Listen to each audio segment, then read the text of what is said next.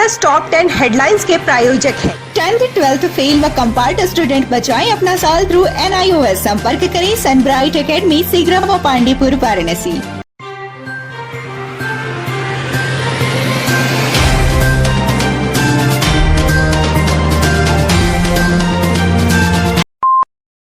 वाराणसी में शुक्रवार को मिली रिपोर्ट में 624 नए कोरोना पॉजिटिव मरीज मिले हैं। बीते 24 घंटे में एक मरीज की कोरोना से मौत हुई है। शुक्रवार को होम आइसोलेशन से 610 मरीज स्वस्थ हुए हैं। कोविड हॉस्पिटल से एक मरीज को छुट्टी मिली है।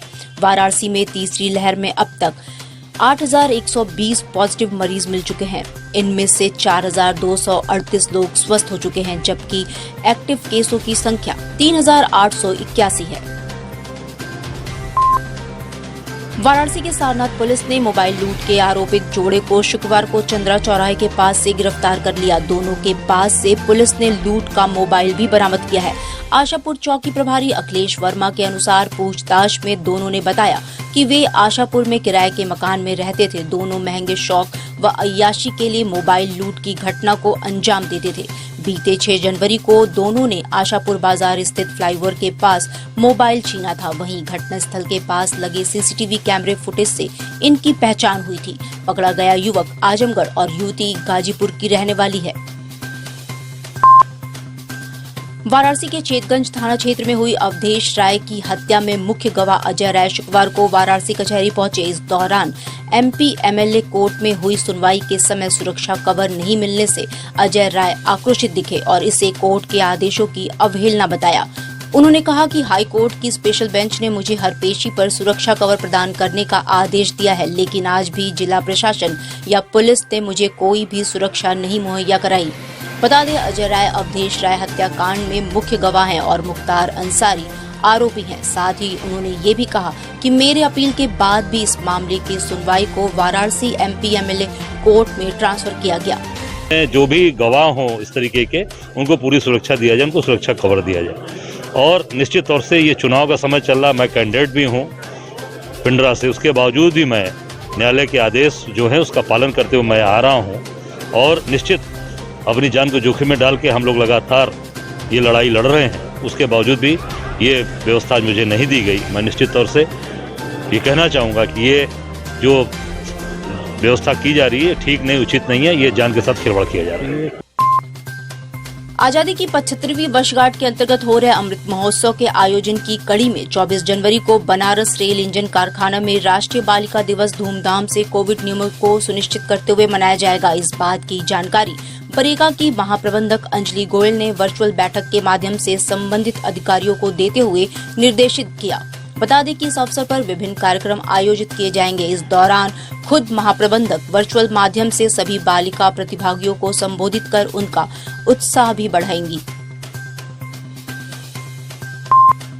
कत्थक सम्राट बिरजू महाराज की अस्थि मोक्ष की नगरी काशी में शनिवार को विसर्जित की जाएगी। शुक्रवार देर रात वाराणसी पहुंचने के बाद उनके अस्थि कलश सिगरा के कस्तूरबा नगर कॉलोनी स्थित नटराज संगीत एकेडमी परिसर में रखा जाएगा।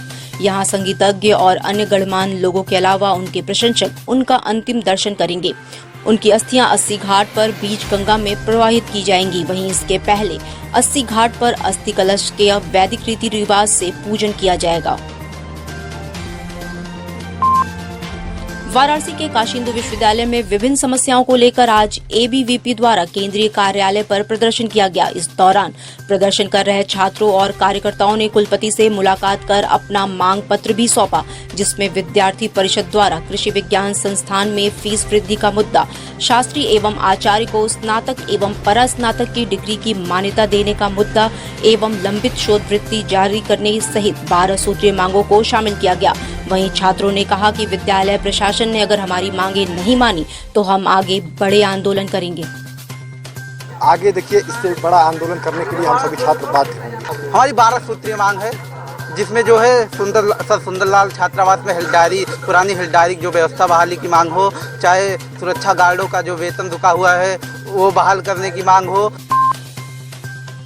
राज्य निर्वाचन आयोग की तरफ से मतदाता एक्सप्रेस बस शुक्रवार को वाराणसी पहुंची। ये बस उन सभी जगहों पर जाएगी जहां वोटिंग परसेंटेज कम है। इस दौरान ज्यादा से ज्यादा लोगों को 7 मार्च को पोलिंग बूथ पर जाकर अपने मत का प्रयोग करने के लिए जागरूक करने का काम करेगी। जागरूकता अभियान बस को मुख्य विकास अधिकारी तथा निर्वाचन आयोग वाराणसी की ब्रांड एम्बेसडर नीलू मिश्रा ने हरी झंडी दिखाकर एनसीसी के बच्चों के साथ रवाना किया।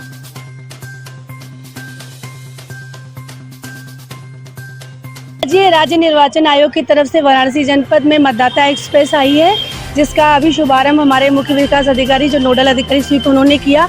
ये मतदाता एक्सप्रेस न्यूनतम जो पोलिंग बूथ हमारे जहां मतदान प्रतिशत कम रहा है और विभिन्न विश्वविद्यालयों में जा रही है ताकि लोगों को जागरूक कर सकें। हम लोग की 7 मार्च को वाराणसी में हमारा मतदान दिवस है और इसमें जो गाने, स्लोगन और वीडियोस वगैरह हैं वो लोगों को दिखाए जाएंगे। हमारे छात्र छात्राएं एनसीसी और स्काउट गाइड के सभी नुक्कड़ नाटक और विभिन्न प्रकार के स्लोगन्स के माध्यम से काशी की जनता को अपील करेंगे कि हम 7 मार्च को मतदान करें।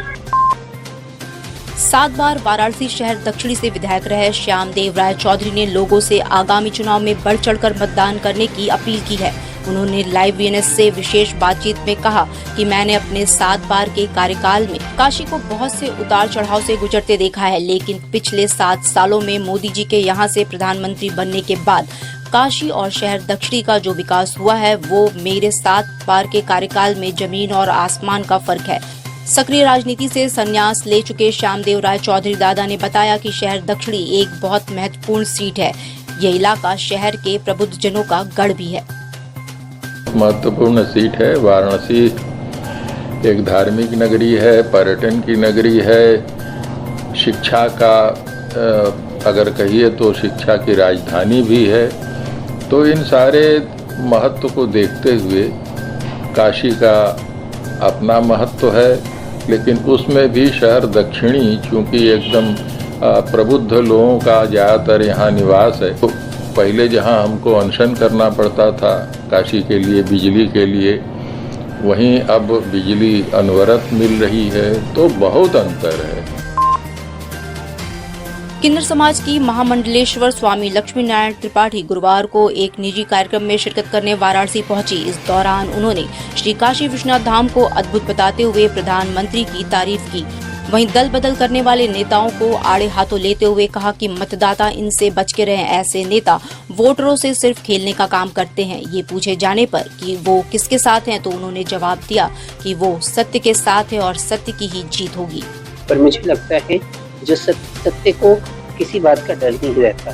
देखिए, मैं हमेशा ये बात को प्रोटेस्ट करती हूँ कि जो दल बदलते हैं दृष्टिकोण को भी कहाँ सही रहते, कभी बीजेपी में, कहीं सपा में, कहीं मायावती जी के साथ, कभी कांग्रेस में।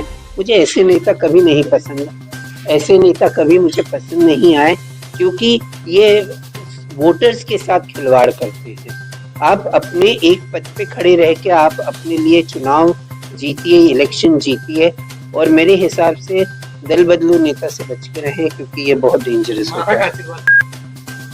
वाराणसी में संकष्टी गणेश चतुर्थी पर प्रथम पूज्य गणेश के मंदिरों में श्रद्धालुओं की भीड़ उमड़ी रही। इस दौरान बप्पा के दरबार में जय गणेश के जयकारे के साथ हर हर महादेव का जय घोष भी गूंजता रहा। लोहटिया स्थित बड़ा गणेश मंदिर में भोर की आरती के बाद से ही भक्तों की कतार लग गई। वहीं दुर्गा कुंड स्थित विनायक मंदिर सहित सोनारपुरा के चिंतामणि गणेश मंदिर, साक्षी विनायक मंदिर में भी भक्तों की भीड़ पूरे दिन उमड़ी रही। इस दौरान महिलाएं अपने संतान की दीर्घायु के लिए कामना की। रात में चंद्र दर्शन के बाद अर्घ्य देकर व्रत का पारण भी किया।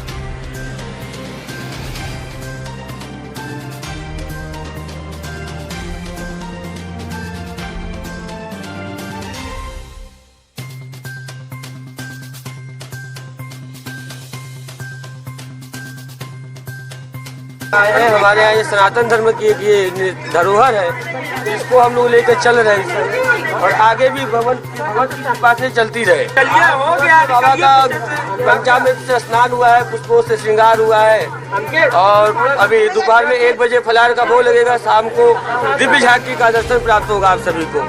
आज विशेष रूप से यहाँ पर श्रृंगार होता है बाबा साक्षी विनायक गणेश जी का, और माताएं बहनें माला फूल लड्डू चढ़ा करके, भोग नैवेद्य चढ़ा करके और दीपदान करती हैं। बाबा गणेश जी का श्रृंगार होता है शाम को। आज चुनाव चिन्ह झाड़ू पर बटन दबाएं, वाराणसी शहर उत्तरी विधानसभा से आम आदमी पार्टी के अधिकृत प्रत्याशी डॉक्टर आशीष जायसवाल को भारी मतों से विजयी बनाए। डिजिटल इंडिया का digital new platform live VNS पिछले 7 वर्षों से बनारस की सेवा में। पाइए बनारस के कोने कोने की खबर निष्पक्षता के साथ। लाइव VNS से बनारस की ताज़ा तरीन खबरों के लिए प्ले स्टोर से डाउनलोड कीजिए लाइव VNS ऐप या फॉलो कीजिए लाइव VNS को सोशल मीडिया पर।